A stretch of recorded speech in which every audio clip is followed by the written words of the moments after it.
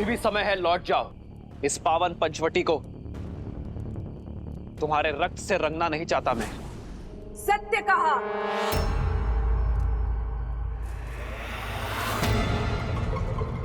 पंचवटी में हुए मेरे अपमान की गाथा राक्षसों के लहू से नहीं, तुम्हारे रक्त से धोई जाएगी राम। तुम्हारा लक्ष्मण और तुम्हारी सीता जीवित होते हुए भी नरक भोगोगे। तुम्हारे भाई ने जो मेरी ये दुर्दशा की है, उसका प्रतिशोध लूंगी मैं। बुलाओ, बुलाओ उस कायर को। कहीं वो सीता की सुरक्षा में तो व्यस्त नहीं? कोई बात नहीं, मेरे सैनिक तुम्हारा और लक्ष्मण का संहार करके सीता को मुझे सौंपेंगे। और मेरी इस दुर्दशा के कारण की मैं ऐसी दुर्दशा करूंगी कि संपूर्ण संसार इसको स्मरण रखेगा।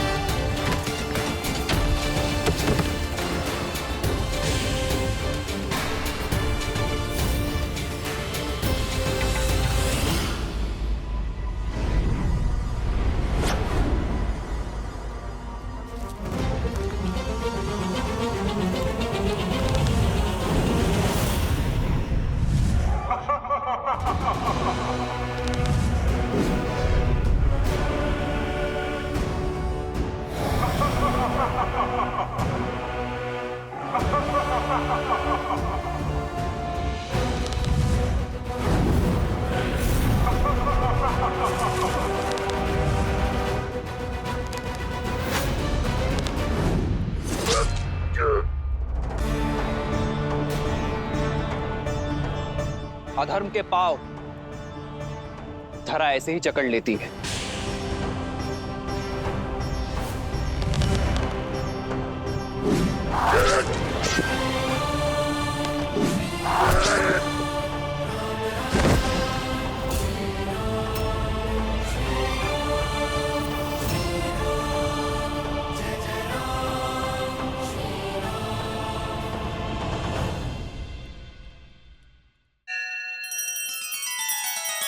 श्री रामचंद्र कृपालु भजु मन हरण भव भय दारुणम। नव कंज लोचन कंज मुख कर कंज पद कंजारुणम।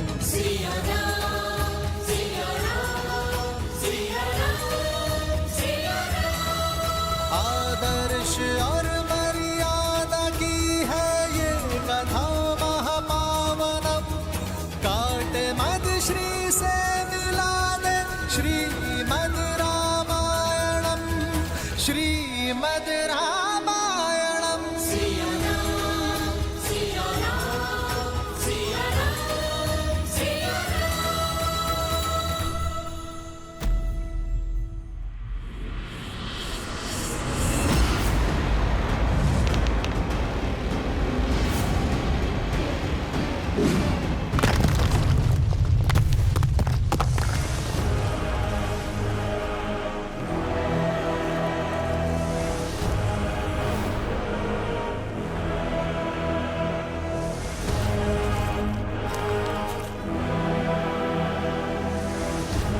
परमपति के नाशक, अब तेरा नाश मेरे हाथों होगा।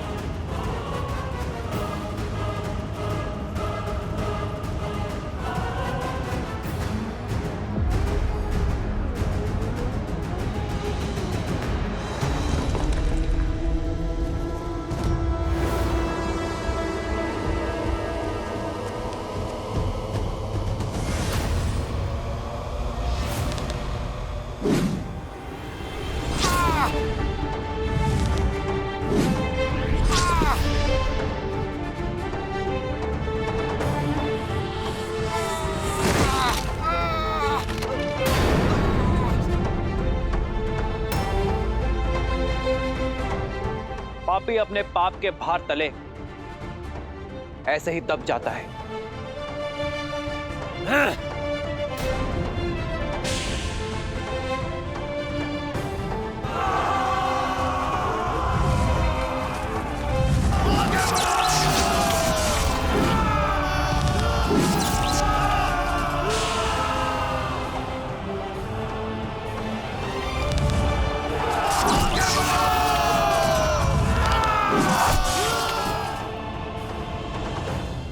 ऋषिराम, अब बल का नहीं बुद्धि का प्रयोग करो। अपनी शक्तियां लगाकर पता करो कि इस राम ने उस सीता को कहां छुपा के रखा है।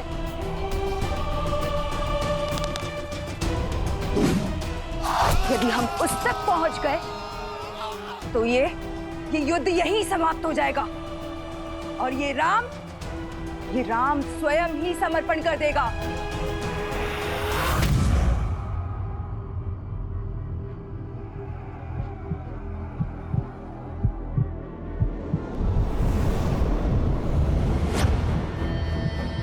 हे माता, आर्या की रक्षा करना।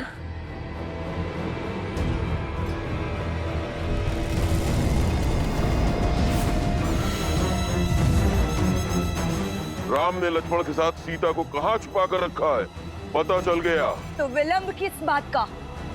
चलो।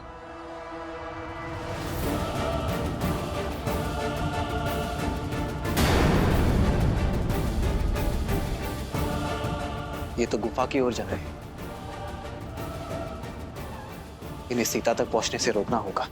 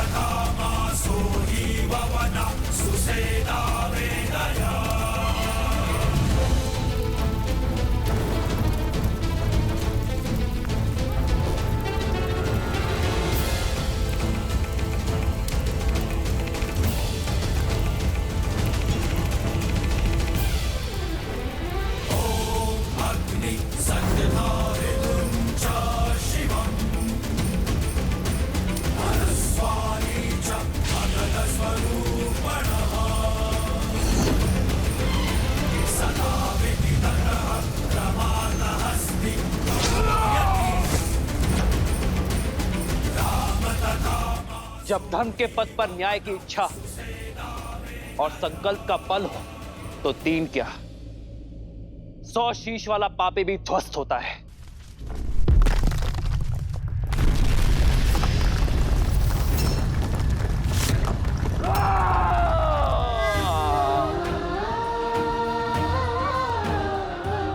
लक्ष्मण भैया, बाहर इतना कोलाहल हो रहा है, सब ठीक तो है ना? भाभी माँ, वहां राम भैया है जिनके समक्ष स्वयं काल तक टिक नहीं सकता, तो अब थोड़ा कोलाहल तो होगा ही ना। आप निश्चिंत रहिए।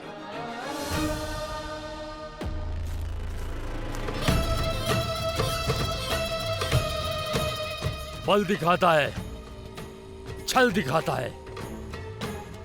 मर्यादा पुरुषोत्तम कहलाने वाले श्री राम, खंडित होगी मर्यादा तेरी, क्योंकि रणभूमि में उतर आया है तो लक्ष्य महान।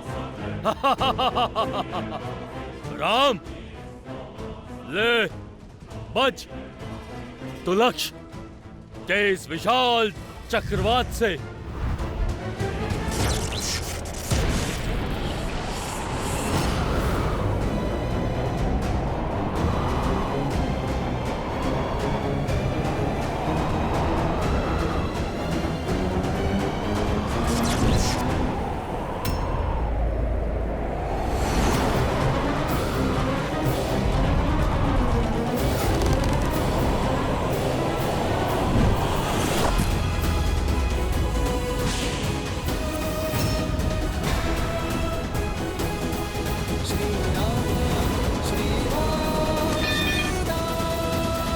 कब तक बचोगे वनवासी?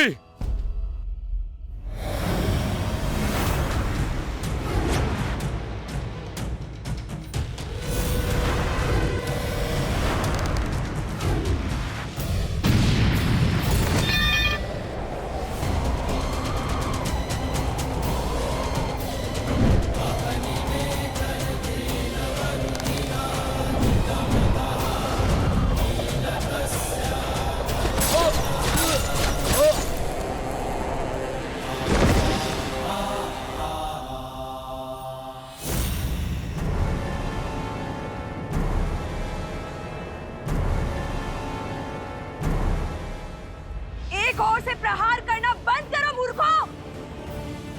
परिधि व्यू बनाओ। सभी ओर से प्रहार करो। जाओ।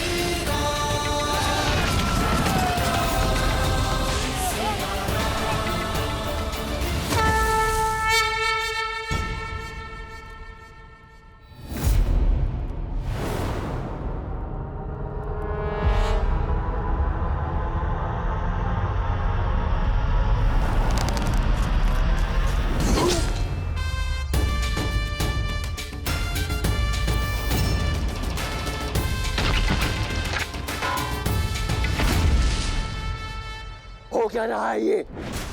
एक एक करके हमारे सारे वीर धराशायी हो रहे हैं। कुछ राक्षसों की मृत्यु देखकर उद्देश्य भूल तो नहीं गए खर?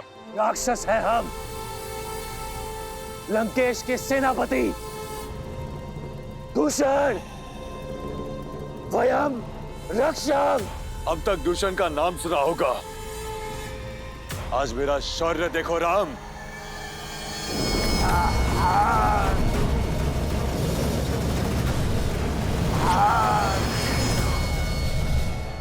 चाहे जितना प्रयास कर लो राम, मेरी मायावी अग्नि तुम्हें भस्म कर ही देगी। प्रतिशोध की अग्नि विश्वासघाती होती है दूषण, अंततः स्वयं को ही जलाती है। ओम वायवे नमः।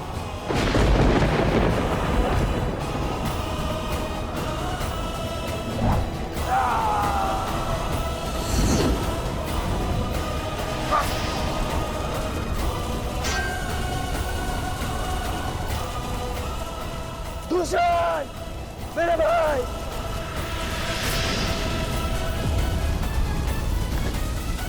राम।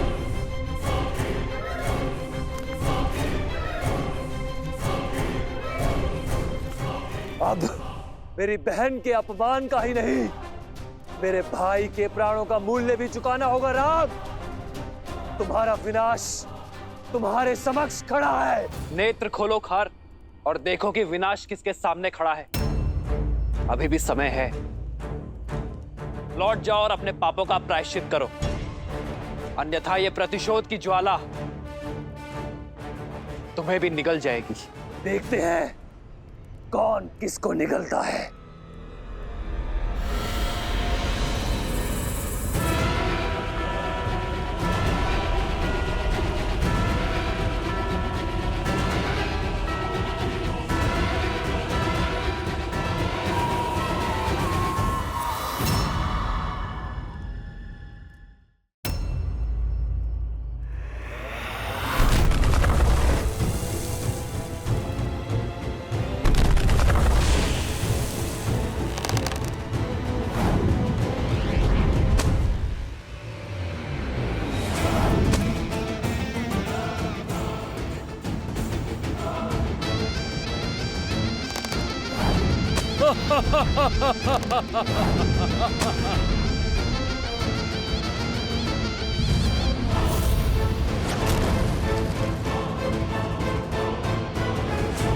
सर्वप्रथम इसकी माया का अंत करना होगा।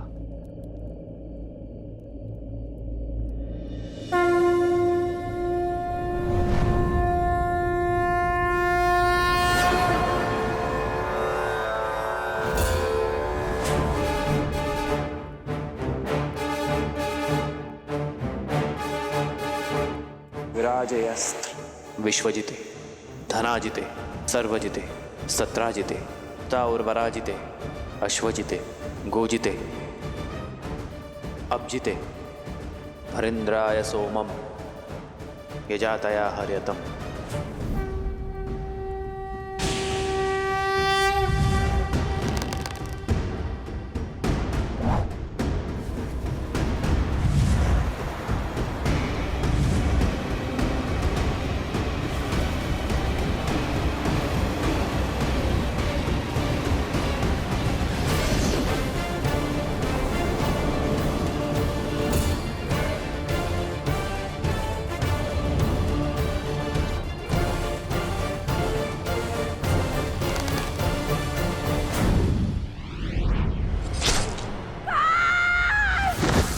श्री राम,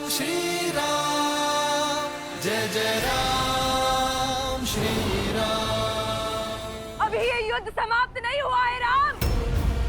मैं शांत नहीं बैठूंगी, प्रतिशोध लूंगी, प्रतिशोध लूंगी। लंकेश की बहन हूं मैं।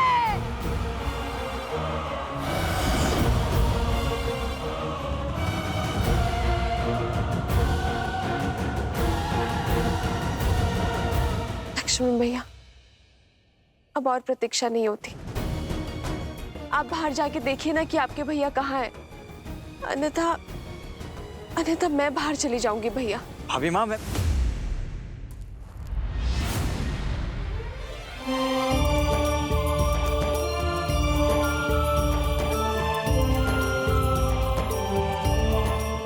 अरे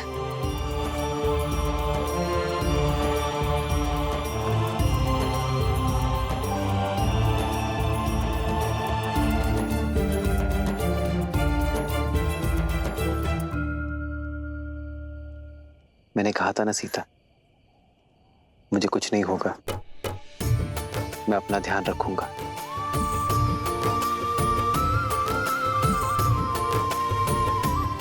भैया, युद्ध, क्या युद्ध समाप्त हो गया? नहीं लक्ष्मण, मुझे लगता है वास्तविक युद्ध अब प्रारंभ हुआ है। अर्थात? खरदूषण के संहार के बाद शूर्पणखा अवश्य ही अपने भाई रावण का द्वार खटखटाएगी। और रावण के साथ शत्रुता का अर्थ है महायुद्ध। हमें सावधान रहना होगा लक्ष्मण। जी भैया।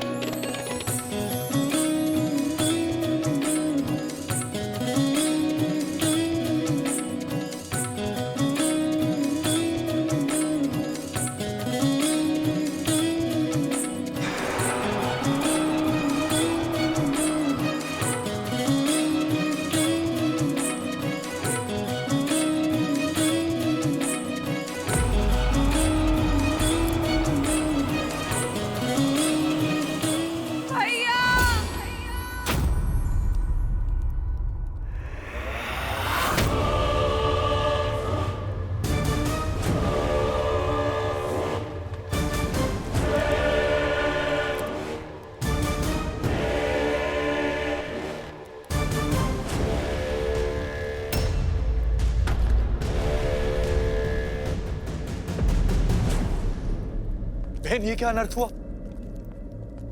हुआ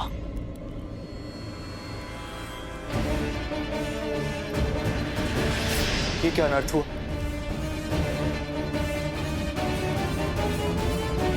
भैया प्रहार हुआ है भैया। आपके शौर्य और गर्व पर प्रहार हुआ है भैया।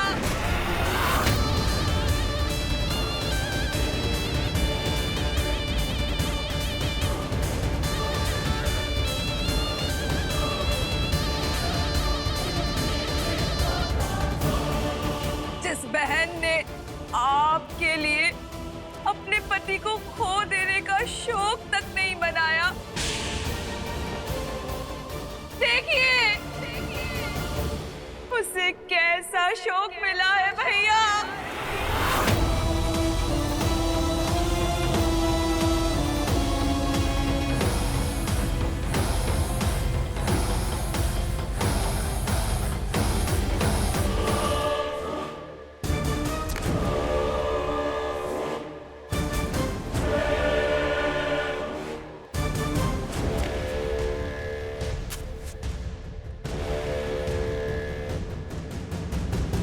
भैया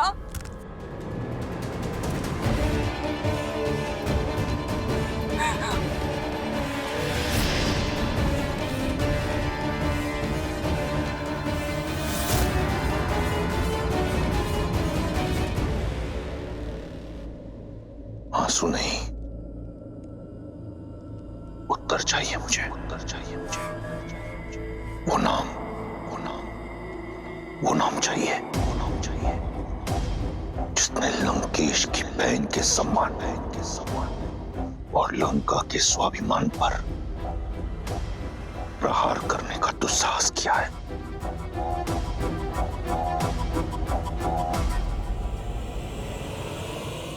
और मुझे प्रतिकार,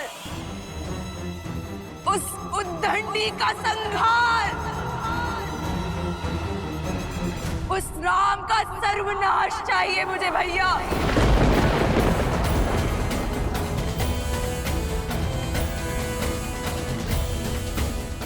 क्या दोष था मेरा एक माँ का जो अपने पुत्र की खोज में भटक रही थी? क्या दोष था मेरे शंभू का, मेरे पुत्र का, जो बिना किसी भूल के मृत्यु दंड का भागी हो गया भैया।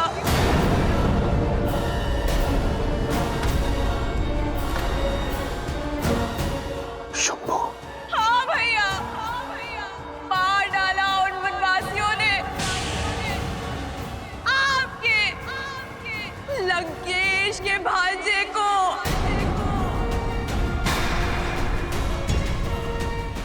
मेरे रूप के साथ साथ मेरी आत्मा भी छलनी कर दी उन लोगों ने भैया। जब दंडक में ये सब हो रहा था तो क्या कर और दूषण मौन थे? नहीं भैया, वो मौन नहीं थे, किंतु अब वो सदा सदा के लिए मौन हो गए हैं भैया।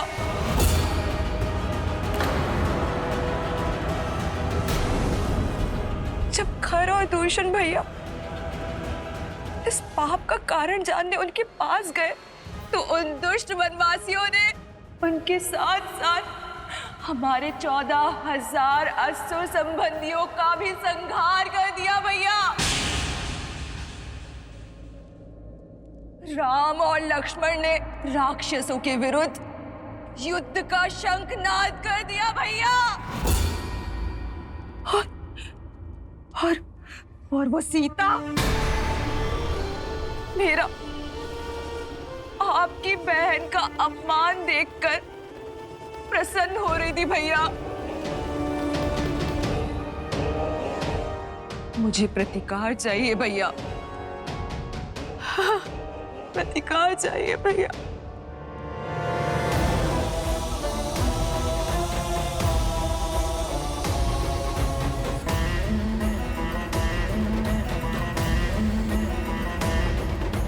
तुम्हें प्रतिकार से पहले उपचार की आवश्यकता है शूर्पणखा। इससे पहले कि तुम्हारे मन के घाव भरे, आवश्यक है कि तुम्हारे शरीर के घाव पर है हमारे राजवैद्य सुसैन अपनी चिकित्सा से तुम्हारे रूप को पुनः लौटा देंगे।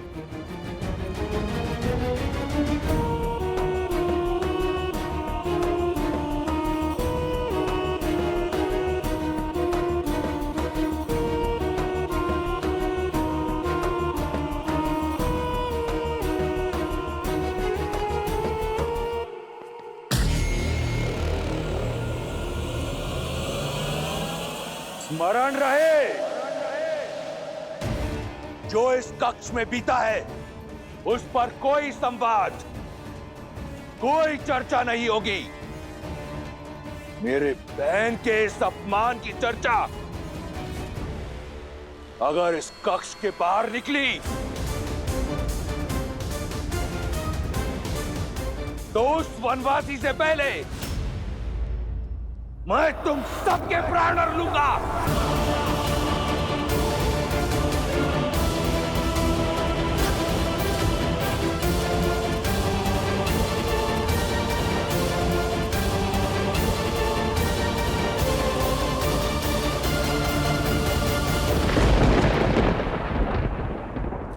तुम लंका के सर्वश्रेष्ठ गुप्तचर हो।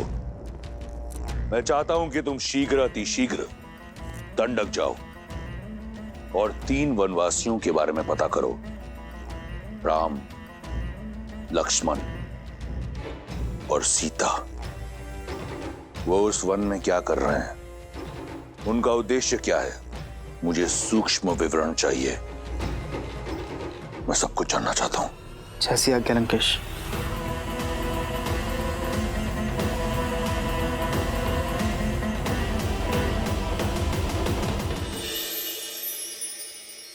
आओ सीते।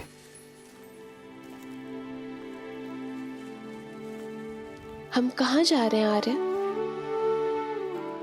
कल जो हुआ उसके बाद तुम्हारे मन में उपजे भय से मैं परिचित हूं सीते।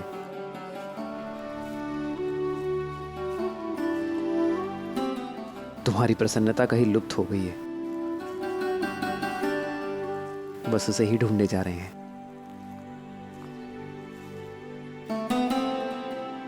और मुझे विश्वास है कि अपनी सीते की प्रसन्नता में ढूंढ लूंगा। आओ।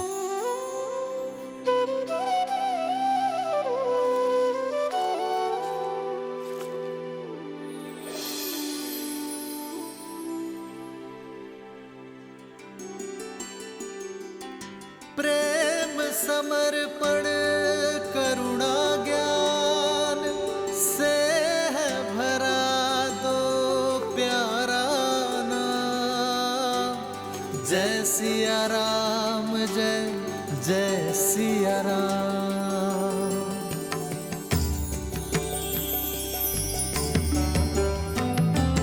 राम है लोचन सीता दृष्टि, राम है अद्भुत। सीता वृष्टि, राम सियासा। जानती नहीं थी कि इस भयानक वन में इतना सुंदर स्थान भी हो सकता है। देखा, लौट आई ना तुम्हारी प्रसन्नता। अपने इन भावों और प्रयास से आप मेरे मन को आनंदित कर ही देते आ रहे। कैसे वनवास के इस जटिल समय को आपने अपने समर्पण से कितना सरल बना दिया। तुम भी तो मेरा हर पल सुंदर बना देती हो सीते। अपने प्रेम से ही तो तुमने इस वन में स्वर्ग बसाया है।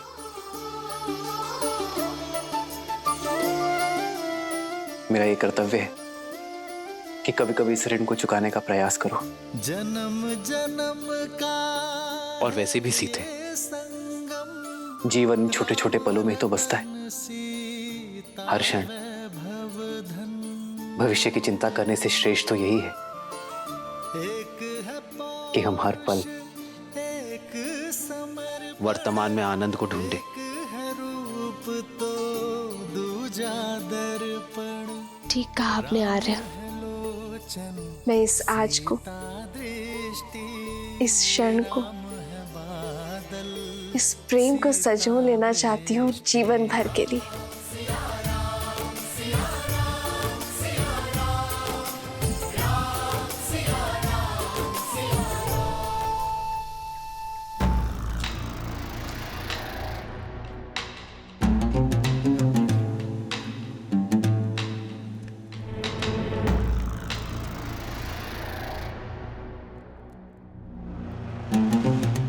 तुमने जो सभा में कहा वह अधूरा सत्य था।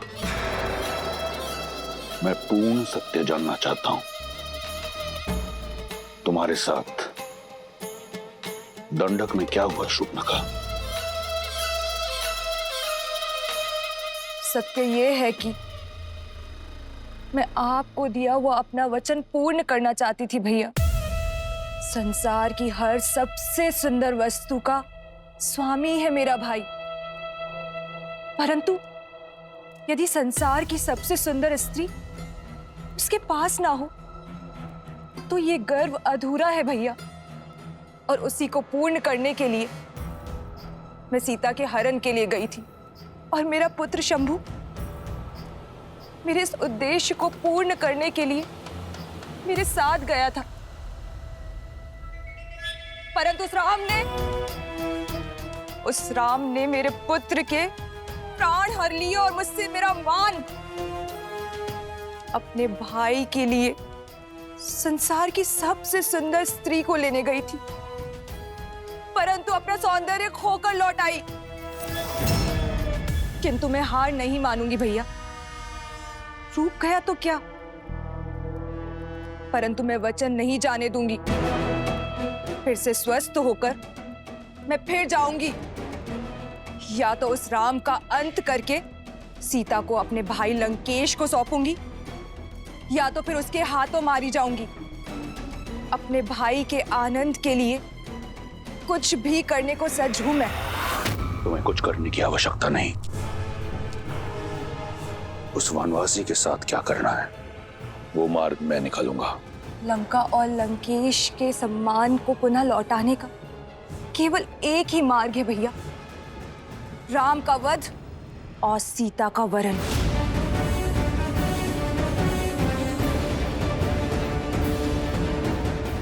अपने बलिदानों के बदले केवल और केवल अपने भाई की प्रसन्नता चाहती है ये बहन।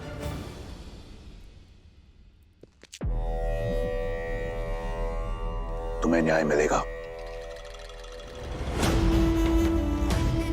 और लंका को उसके अपमान का प्रतिकार।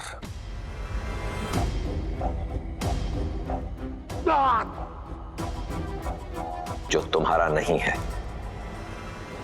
उसे पाने की लालसा छोड़कर जो है उसी में संतुष्ट रहना सीखो।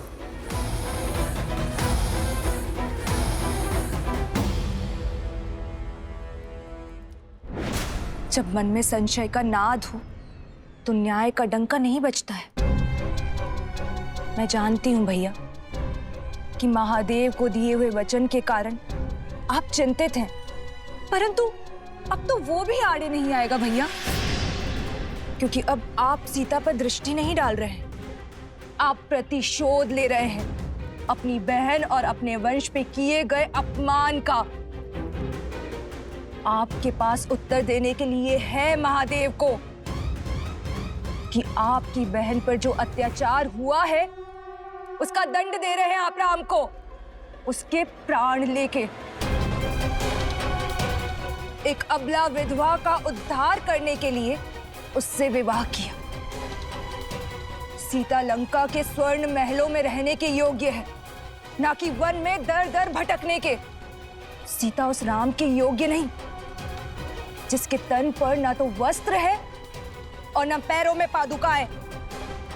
भैया, आप एक स्त्री को उसका अधिकार दे रहे हैं। एक स्त्री होने के नाते मुझे पूर्ण विश्वास है कि इस उपकार के बदले सीता सदा आपकी ऋणी रहेगी। हमें शीघ्र उत्तर देना चाहिए पिताश्री।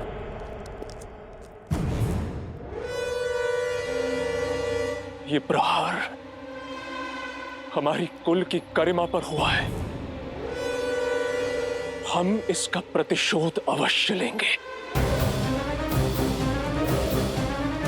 अब आज्ञा दीजिए पिताश्री, मैं अभी इसी क्षण अपनी सेना को लेकर प्रस्थान करता हूं और राम को उसके किए का दंड देकर आता हूं।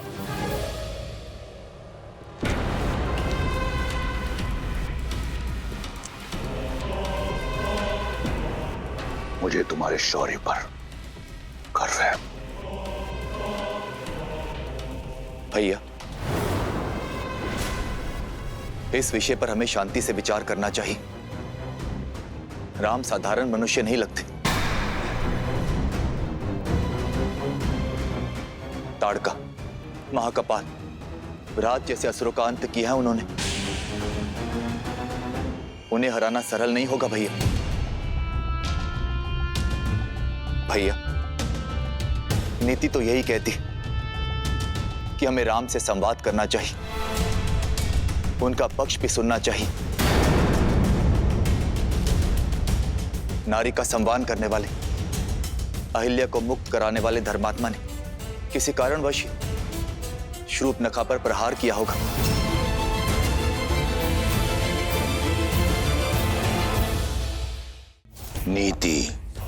नीति ये नहीं कहती कि तुम उस राम को धर्मात्मा कहो।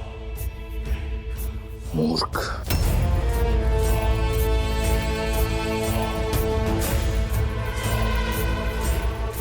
स्वामी, शूर्पणखा के साथ जो हुआ उससे मैं भी दुखी और उत्तेजित हूं, किंतु मुझे लगता है कि सत्य उससे अधिक बड़ा है जितना शूर्पणखा ने बताया।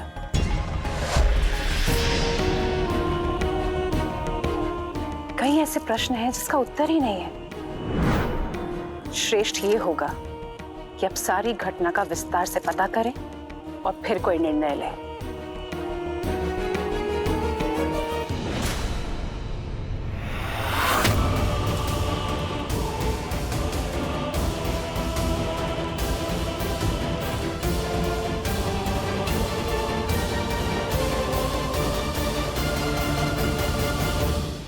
दो 210, 211, 212।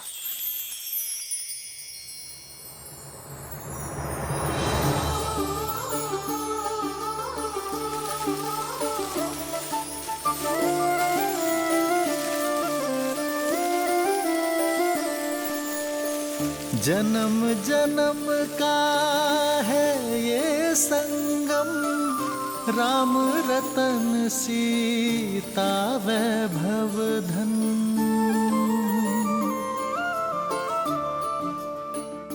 213, 214, 215, 216, 217।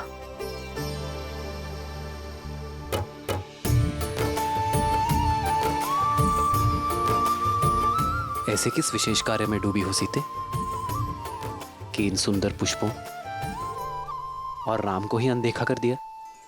भविष्य में झांकने का प्रयास कर रही हूँ। गिन रही हूँ कि हमारे वनवास में कितने दिन शेष हैं। कब माताओं भरत और शत्रुघ्न भैया और अपनी बहनों से मिल पाऊंगी। देखिए, वर्ष भर भी नहीं बचा। बस कुछ माह और फिर से अयोध्या की पावन माटी का स्पर्श होगा। फिर से मेरा भरत मेरी भुजाओं में होगा और फिर से मेरी माताओं के प्रेम का सानिध्य मिलेगा। हाँ, आपके नेत्रों में तो सुख दिख रहा है, पर मेरे सुख में चिंता दिख रही है। क्या बात है सीते? क्या तुम अयोध्या जाकर प्रसन्न नहीं होगी?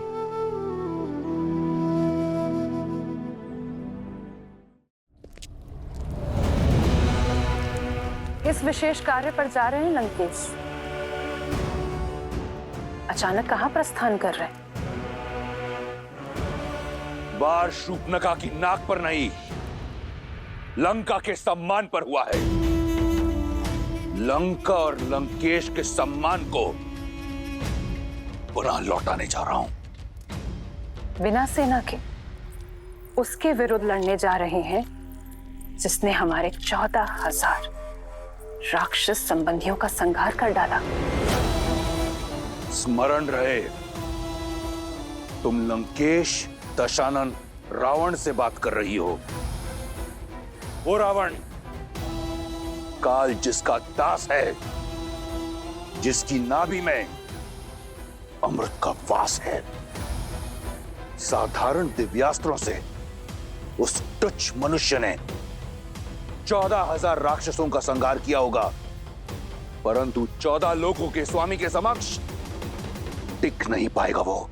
महाबली गज भी एक छोटी सी चींटी के सामने धराशायी हो जाता है लंकेश। मत भूलिए कि आपके वरदान में मनुष्यों से अभेदान नहीं है। और वो कोई साधारण मनुष्य नहीं है लंकेश। श्रेष्ठ यही होगा कि आप मेघनाथ को साथ लेकर जाइए। आखेट पर श्वान को लेके जाया करते हैं मंदोदरी, सिंह को नहीं। मैं जिस कार्य के लिए जा रहा हूं उसके लिए मेघनाथ की आवश्यकता नहीं, उस श्वान की आवश्यकता है जिसे मैंने इस दिन के लिए पाला है।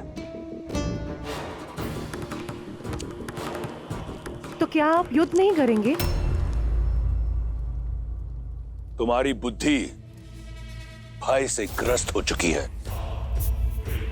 जिस पहनेपन ने मुझे रिझाया था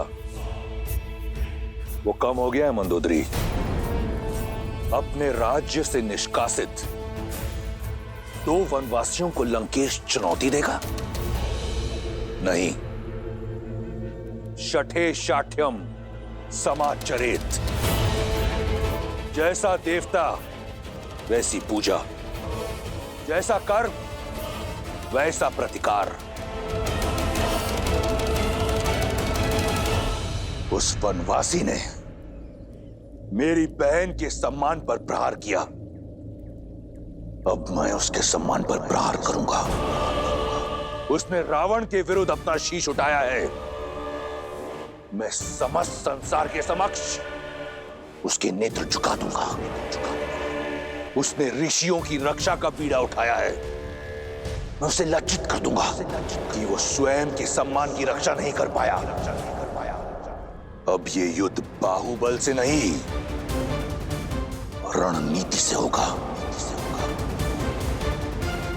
आप करने क्या जा रहे हैं लंकेश? हरण, हरण।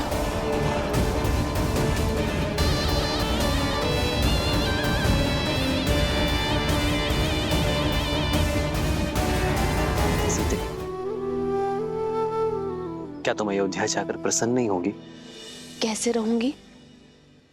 अयोध्या जाकर आप राजा होंगे, अपने कर्तव्य और प्रजा पालन में डूब जाएंगे। फिर मुझे कहाँ आपके साथ इतना समय मिलेगा जो यहाँ वनवास में मिलता है। वहां जय जयकार होगी, पर इस वन जैसी शांति कहाँ होगी। वहां आनंद के दीपक जलेंगे, पर जुगनुओं का दिव्य प्रकाश कहाँ होगा। ना ऐसी शांत नदी होगी और ना ऐसी पुष्प वर्षा। तो मेरे लिए तो हानि ही होगी ना। अरे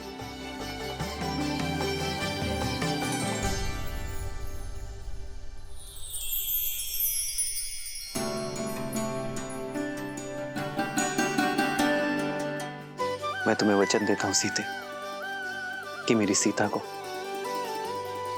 ना ही मेरी कमी खलेगी और ना ही मेरे समय की। ये राम सदा सीता के लिए न्यौछावर है और सदा रहेगा।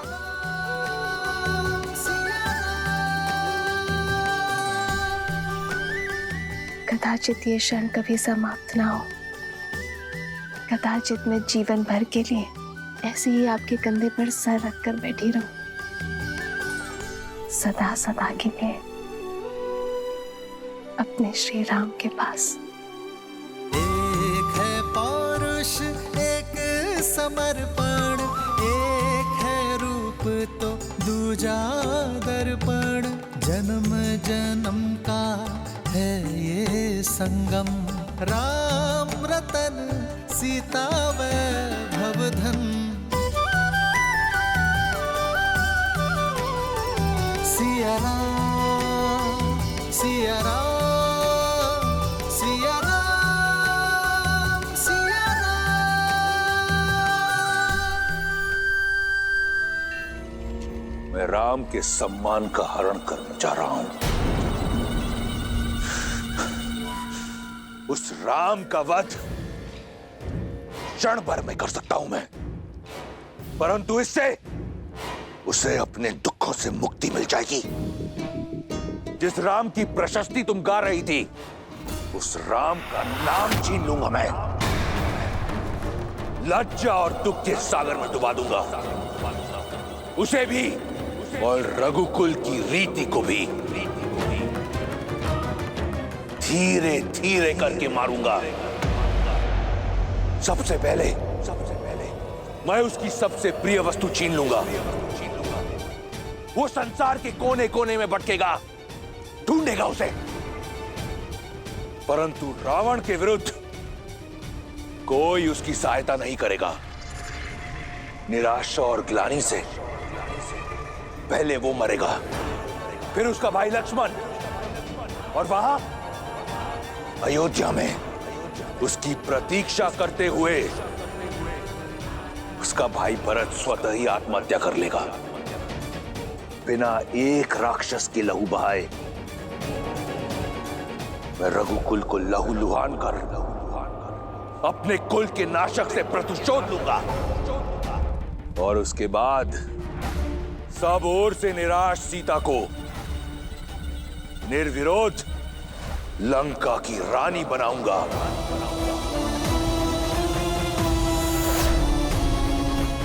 जो कार्य वर्षों पहले स्वयंवर में अधूरा रह गया था, उसे पूर्ण करने को सज हो जाओ। सीता का स्वागत।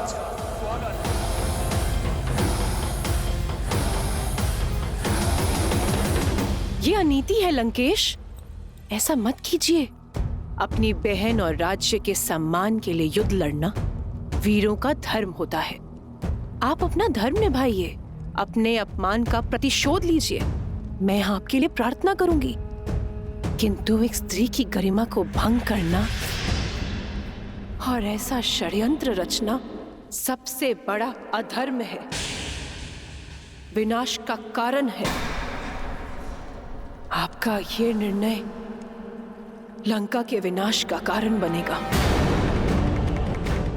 मेघनाथ कभी आपको यह अनुचित नीति अपनाने नहीं देगा। उचित, अनुचित, धर्म, अधर्म, इसका पाठ मैं किसी से पढ़ना नहीं चाहता। मेघनाथ इस योजना में सम्मिलित नहीं होगा। इसके लिए मेरे फेंके टुकड़ों पर पल रहा मेरा दास ही पर्याप्त है, और यही होगी उसकी निष्ठा की परीक्षा। नहीं, मैं आपको ये पाप कदापि नहीं करने दूंगी। सावधान! मैंने तुमसे अनुमति नहीं मांगी, और तुम तो क्या, इस संसार में कोई लंकेश को चुनौती नहीं दे सकता।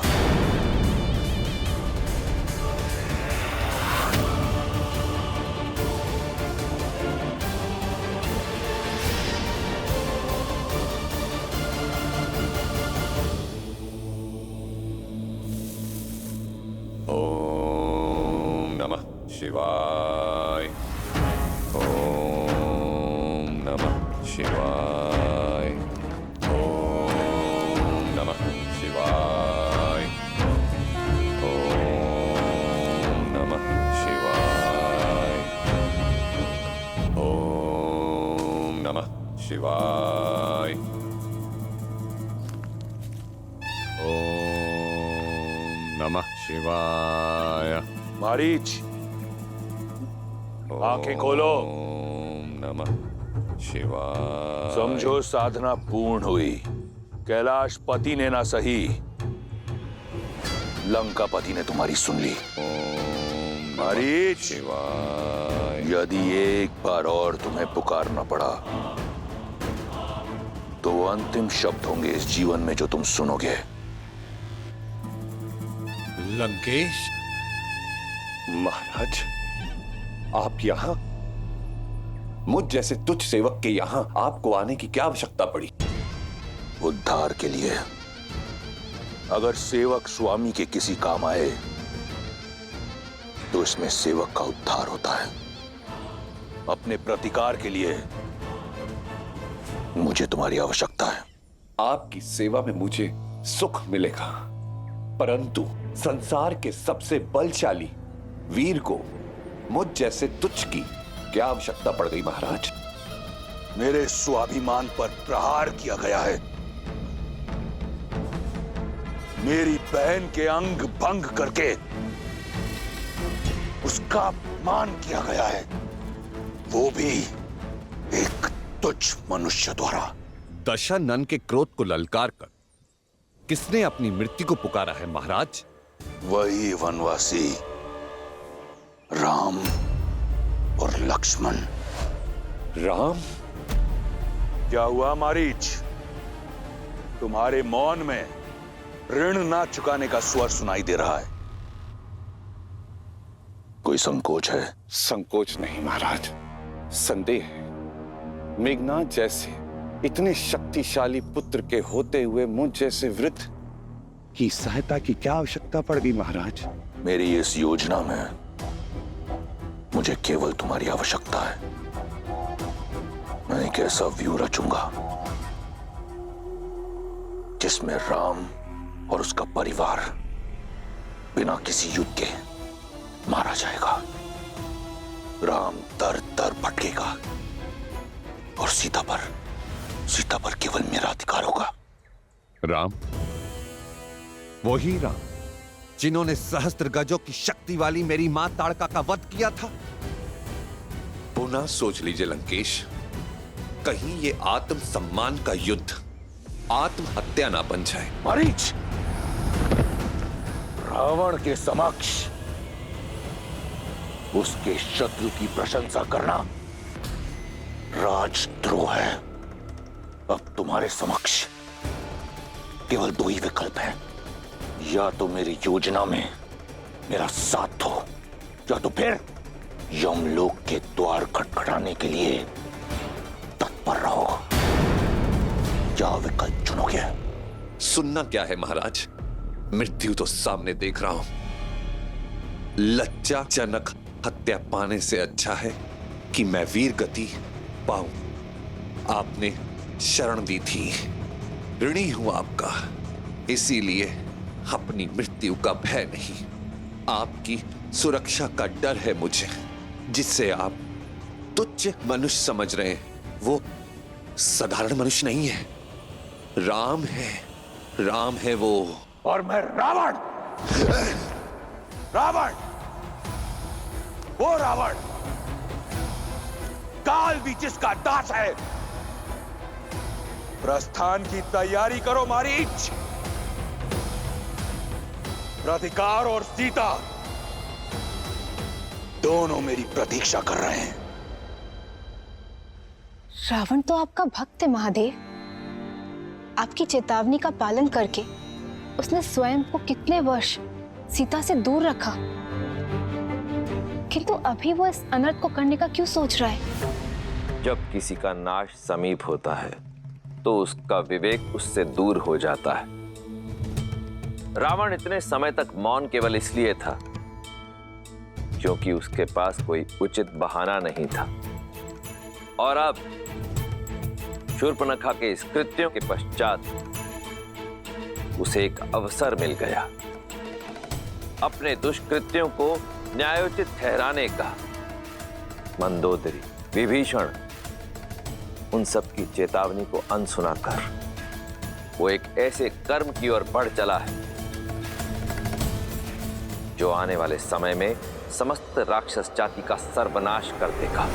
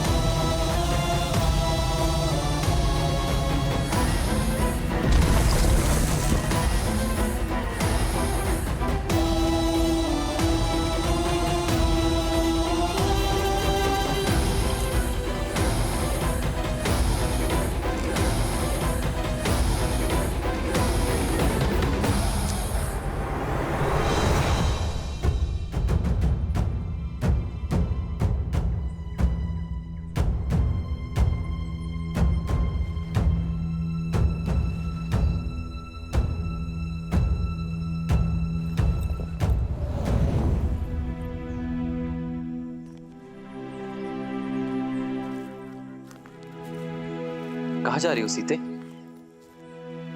भोजन के लिए जल लेने जा रही हूँ। आओ मैं भी साथ चलता हूँ। नहीं आ रहे, आप क्यों कष्ट करेंगे? जलधारा निकट ही है, मैं ले आऊंगी। कल तो कह रही थी कि अयोध्या जाकर मेरे साथ बिताने को समय नहीं मिलेगा, इसलिए जितना समय हो सके साथ ही रहते हैं। आओ।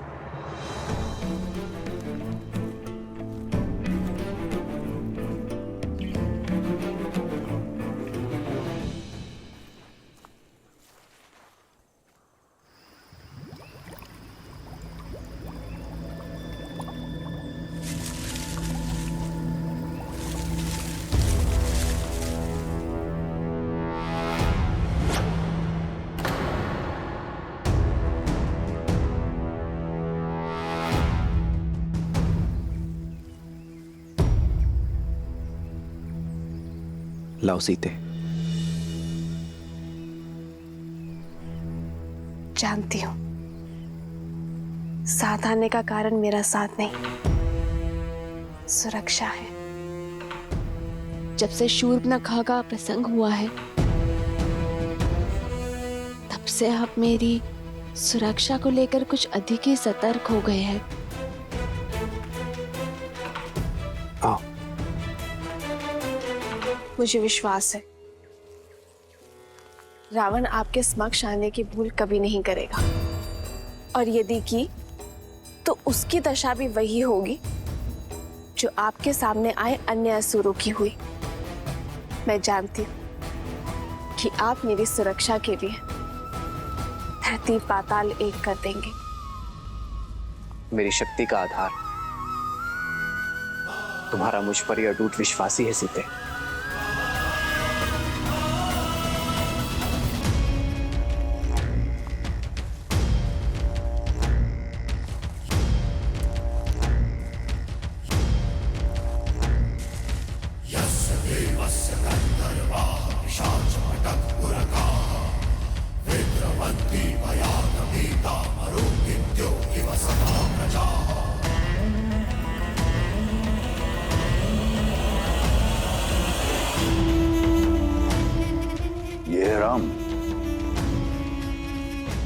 ये तो नीरव बालक है।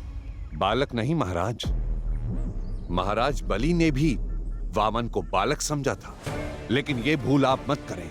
आयु देखकर राम के शौर्य को कम समझना मूर्खता हो सकती है। एक बार, केवल एक बार और राम की प्रशस्ति खाओ, फिर देखो कैसे मेरा दास यम यहां स्वयं आता है। तुम्हारी आत्मा लेने अपना ध्यान केवल हमारी योजना पर रखो। एक बार और एक सेवक का कर्तव्य होता है कि वो अपनी स्वामी की हर बात माने। जैसा कहा गया है वैसा करो। जाओ।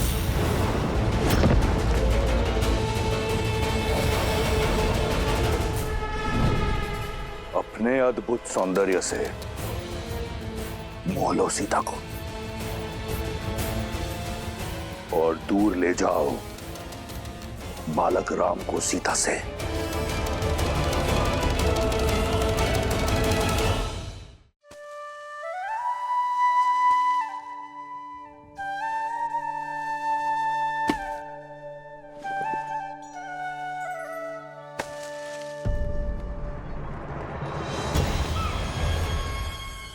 स्वर्ण मृग?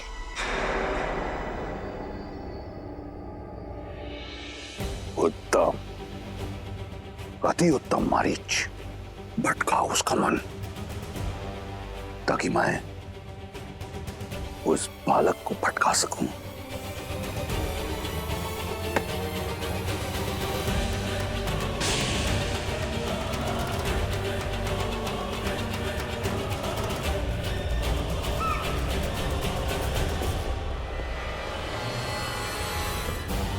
आर्य, लक्ष्मण भैया, देखिए कितना सुंदर स्वर्ण मृग है।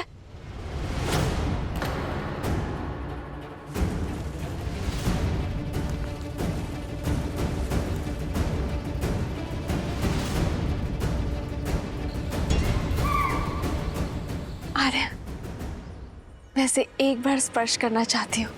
इस वन के हर दिव्य जीव की स्मृतियां अपने मन में बसाना चाहती हूँ। आर्य, क्या आप इस मृग को मेरे लिए पकड़ कर ला सकते हैं?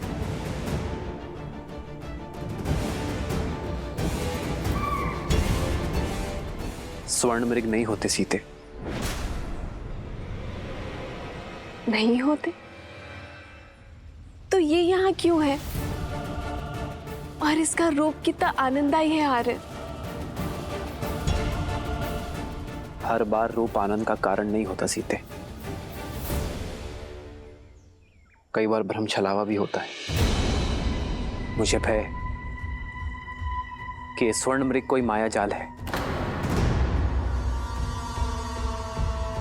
भूल गई सीते, रावण अपनी बहन शूर्पणखा के अपमान के प्रतिशोध का मार्ग खोजा है, और यह मार्ग माया जाल भी हो सकता है।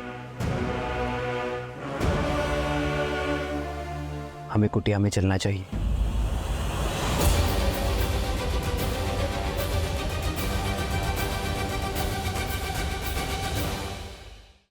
आओ। जिस श्री राम के नाम मात्र से उनके शत्रु में भय उत्पन्न हो जाता है, उनका साथ होने पर मुझे क्षति पहुंचाने का दुस्साहस रावण भी नहीं कर सकता है। जो अपने भाई कुबेर का घर लंका छीन सकता है, जो अपने आराध्य महादेव को वश में करने का दुस्साहस कर सकता है सीते, वो कुछ भी कर सकता है।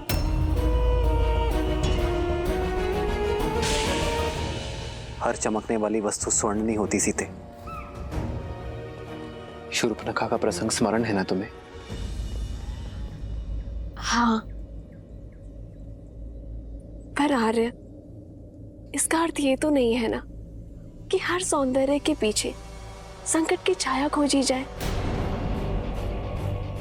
आप एक क्षण को सोचिए, यदि ये मायावी ना हुआ तो क्या इस सुंदर जीव का संरक्षण करना हमारा धर्म नहीं है आर्य? मैं इसके सौंदर्य के स्पर्श का अवसर खोना नहीं चाहती हूँ। हर जीवन में धर्म और कर्तव्य निभाते निभाते क्षणिक खुशियों को खोना, ये भी तो एक बहुत बड़ी भूल है ना आर्य। और यदि ये मायावी हुआ तो भी आप है ना हर माया को भंग कर सकने में सक्षम। आर्य, इन 13 वर्षों के वनवास में मैंने आपसे कभी कोई कामना नहीं की आर्य। और यदि आप फिर भी नहीं चाहते कि मैं उस सुंदर जीव के सामीप्य आऊं, तो मुझे स्वीकार है।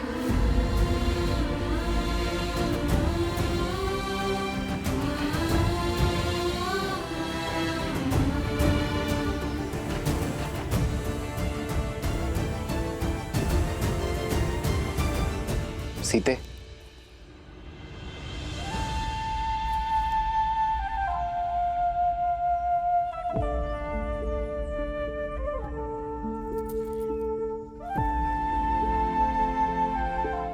अपनी सीता को निराश नहीं देख सकता ये राम। यदि तुम्हारी प्रसन्नता इसी में है तो मैं तुम्हारे लिए स्वर्ण मृग अवश्य लेकर आऊंगा सीते।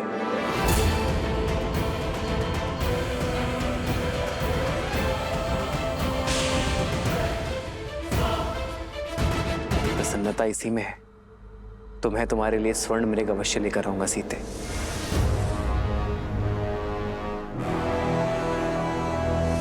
किंतु तुम्हें मुझे वचन देना होगा, जब तक मैं ना लौटूं तब तक तुम कुटिया में ही रहोगी। आप क्यों कष्ट करेंगे भैया? मुझे आज्ञा दीजिए, मैं अभी इस मृग को पकड़ कर ले आता हूं। नहीं लक्ष्मण, सीता ने मुझसे ये मांग की है। एक पत्नी ने अपने पति से आशा की है, जिसे निभाना मेरा धर्म है लक्ष्मण। एक पति का धर्म है।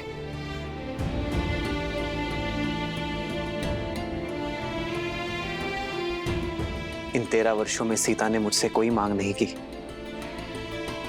और मैं उसकी इस इच्छा का मान अवश्य रखूंगा।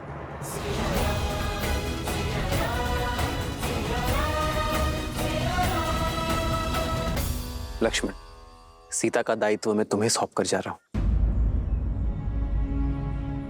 स्मरण रहे, किसी अनिष्ट की छाया भी नहीं पड़नी चाहिए उस पर। आप निश्चिंत रहिए भैया, जब तक मेरे शरीर में प्राण है तब तक भाभी मां को कुछ नहीं होगा।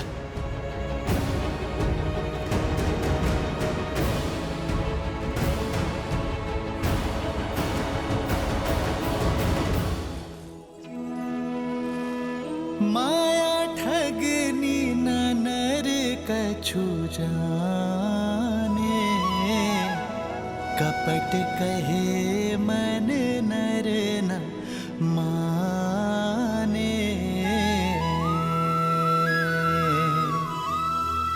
विपत्ति समय बने मनुज धीरा, कनक मृग लई चले रघुबीरा।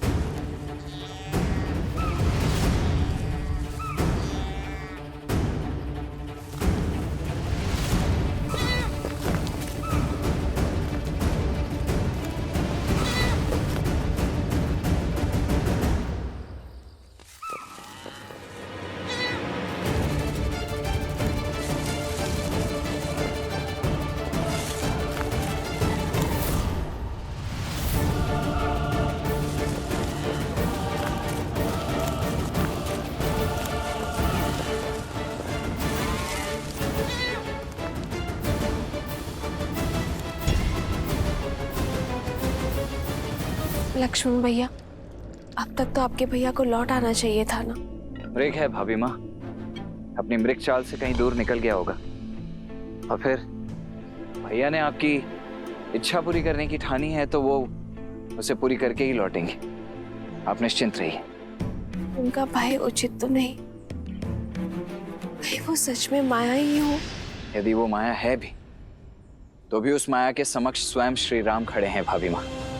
एक महायुद्ध और फिर भूल गई आप, ऋषि अगस्त्य और गुरु विश्वामित्र के दिए हुए अस्त्र शस्त्र भी तो हैं उनके पास। आप चिंता मत कीजिए, कुछ नहीं हो सकता उन्हें।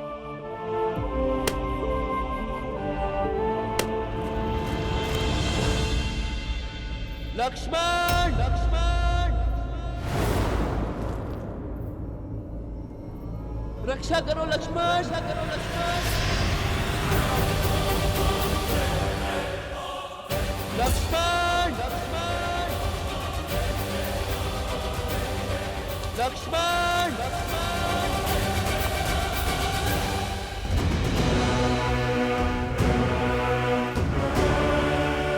निश्चित ही ये कोई मायावी है।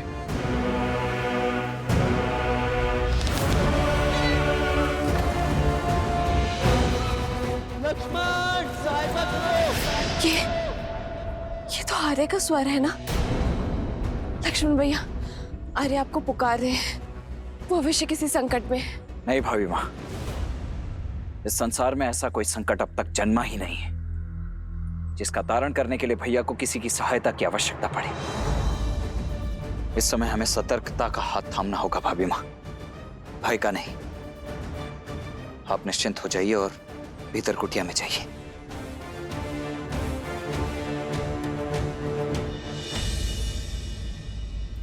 सीते, सीते सहायता करो, सहायता करो।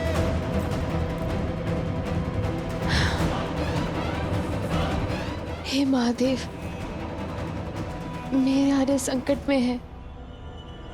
कितनी पीड़ा में चित्कार रहे हैं वो। दोषी मैं ही हूं। मेरे कारण श्री राम इतने घोर संकट में पड़ गए हैं। मेरे हट ने कितनी बड़ी समस्या खड़ी कर दी है। ये क्या कर दिया मैंने? हे महादेव,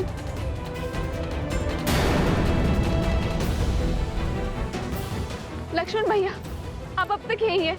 जाइए, उनकी सहायता करिए।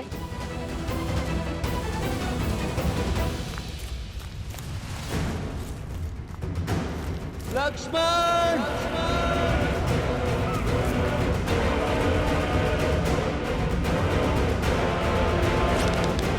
तुम्हें इस छल का मूल्य चुकाना ही होगा मायावी। लक्ष्मण भैया जाइए। भाभी माँ शांत शांत शांत हो जाइए। 14 सहस्त्र राक्षसों का सामना अकेले करने वाले मेरे भैया राम क्या एक तुच्छ मायावी के छल और बल में फंस जाएंगे भाभी माँ?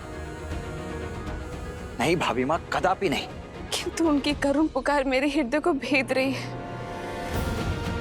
कुछ अनिष्ट न हो जाए लक्ष्मण भैया। जाइए लक्ष्मण भैया, उन्हें आपकी आवश्यकता है। जाइए भैया। भाभी माँ, भैया ने मुझे यहाँ आपके साथ रहने की आज्ञा दी है। मैं कैसे? तुम्हारी भाभी उनके पास जाकर उनकी सहायता करने का आदेश दे रही है। तो भाभी माँ, मेरा यहाँ रहकर आपकी सुरक्षा करना ही मेरा परम धर्म और कर्तव्य है। मैं ये कैसे लांघ सकता हूँ? और आपका धर्म ये भी है कि आप अपनी भाभी, अपने बड़े भाई की पत्नी का आदेश माने।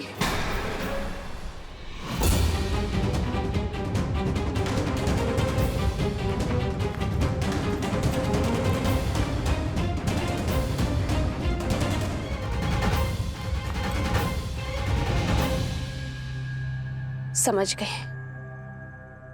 आप भयभीत है ना माया से? जाना नहीं चाहते तो मैं स्वयं जाऊंगी अपने स्वामी की सहायता करने के लिए।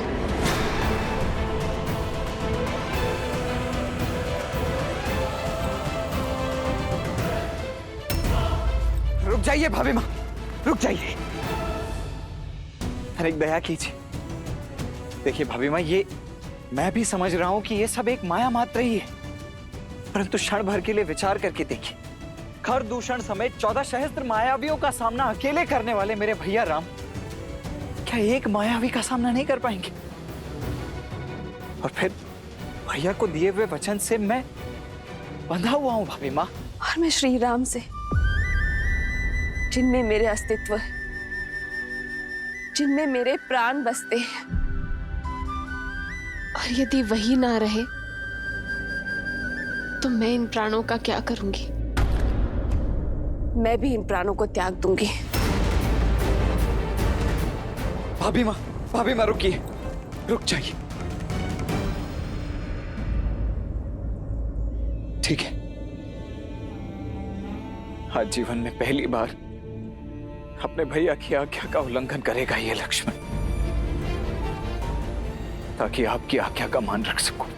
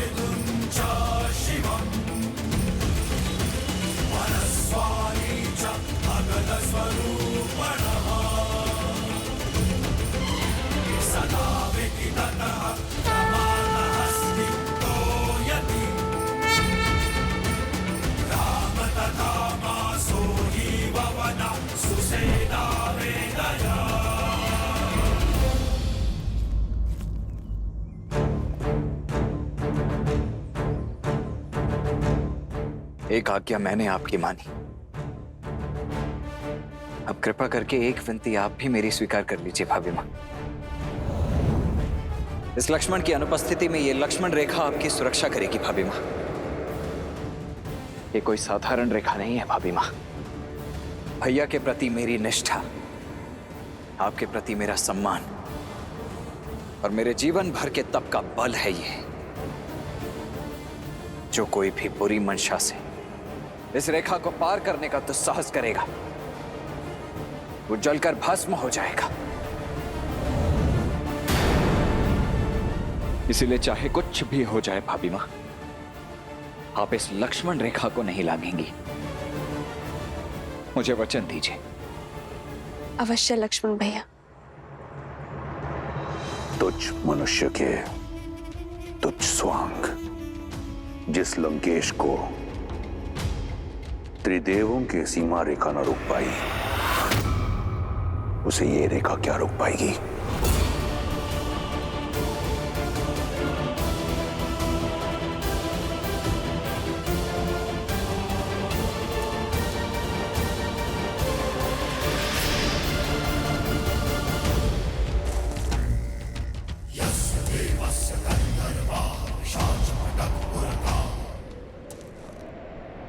भिक्षाम देहि।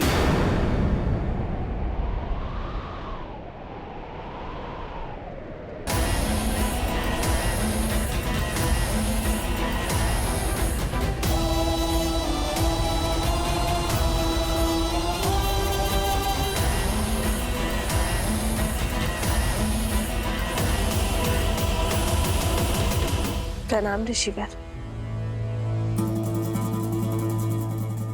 राम के शौर्य की ख्याति और आपके तेज की महिमा इस वन से फैली और मुझे यहां खींच कर ले आई। ऋषि सुतीक्ष्ण जैसे अनेकों संत संसार भर में राम का गुणगान कर रहे हैं, तो दर्शन करने चला आया। श्री राम तो किसी कार्यवश वन के भीतर गए हैं। आप आदेश करिए, क्या सेवा कर सकती हूँ मैं आपकी? बड़ी दूर से आया हूं, भूखा हूं और थका भी। यदि भोजन के साथ विश्राम के लिए स्थान मिल जाए तो बड़ा आभार होगा देवी। अवश्य, आप यहीं रुकिए, मैं भोजन लेकर आती हूँ। मैंने कहा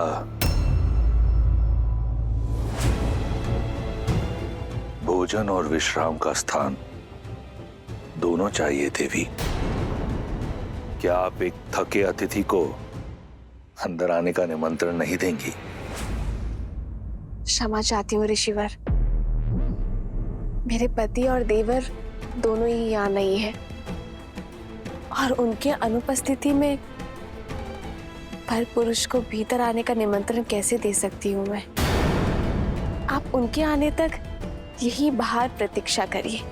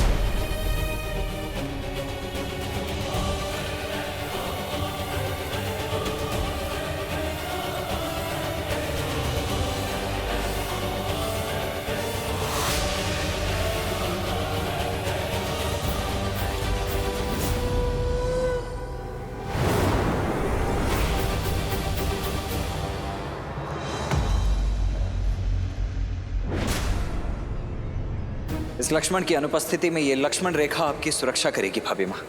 इसीलिए चाहे कुछ भी हो जाए भाभी माँ, आप इस लक्ष्मण रेखा को नहीं लांघेंगी। ये लीजिए ऋषिवर, ग्रहण कीजिए। अब बैठ गया हूं, फिर से उठ नहीं पाऊंगा देवी।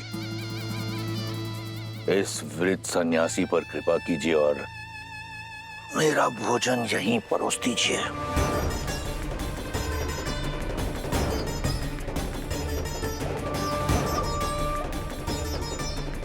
क्षमा चाहती हूँ ऋषिवर, पर मैं वचन की डोर से बंधी हूँ, ये रेखा नहीं लांघ सकती। आप स्वयं आकर ये भिक्षा ग्रहण कर लीजिए।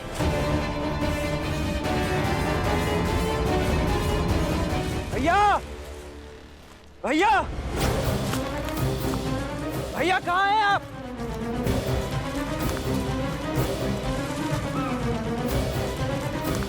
भैया, भैया कहाँ हैं आप?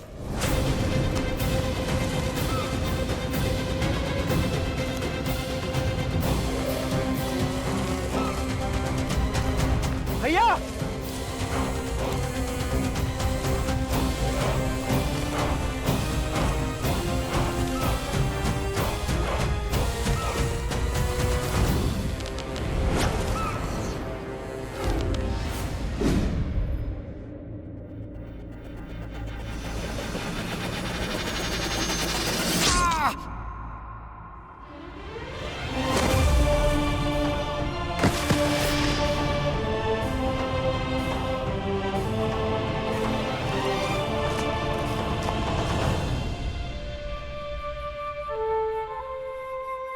मैं वचन देता हूं कि अपनी मायावी शक्तियों का कभी दुरुपयोग नहीं करूंगा। मारीच, अवसर का लाभ नहीं उठाया तुमने, फिर से पाप के मार्ग को चुन लिया। समाराम, समाराम, ये समय चर्चा का नहीं है। आपकी पत्नी माता सीता संकट पे है। हाँ,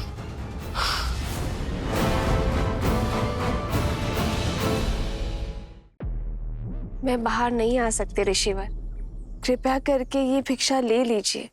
तो महाज्ञानी राज ऋषि जनक और विदुषी गार्गी ने यही अतिथि सत्कार सिखाया है आपको, या फिर अयोध्या की कुलवधुएं वृद्ध सन्यासियों से ऐसा व्यवहार करती?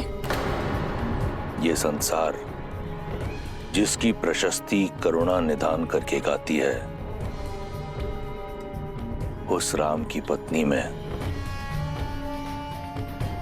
तनिक करुणा नहीं, केवल दो पग चलने के कष्ट से मुक्ति पाने के लिए एक वृद्ध सन्यासी को भूखा मार रही है। क्षमा करें देवी,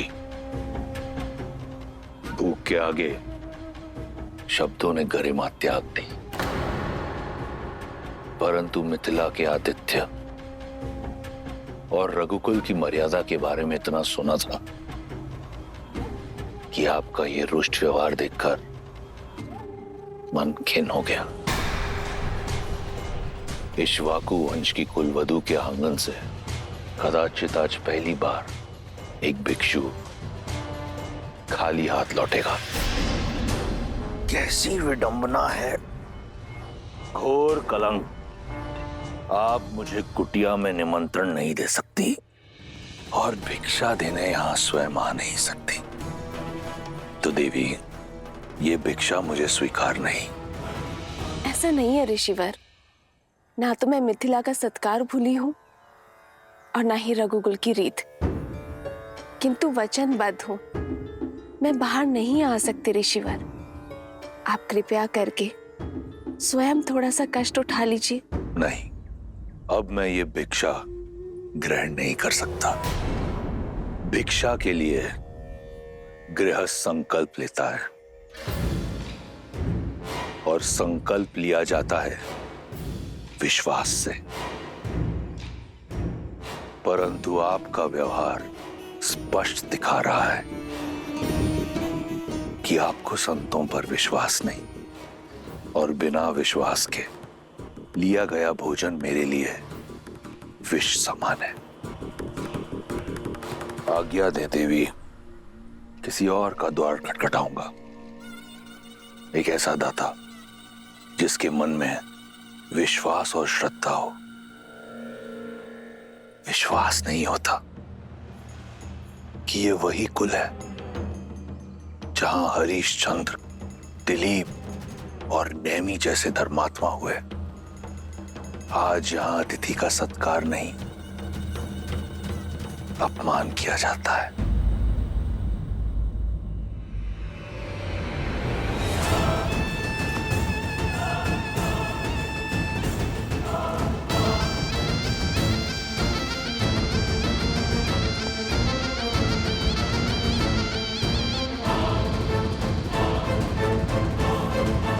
रुकिए ऋषिवर,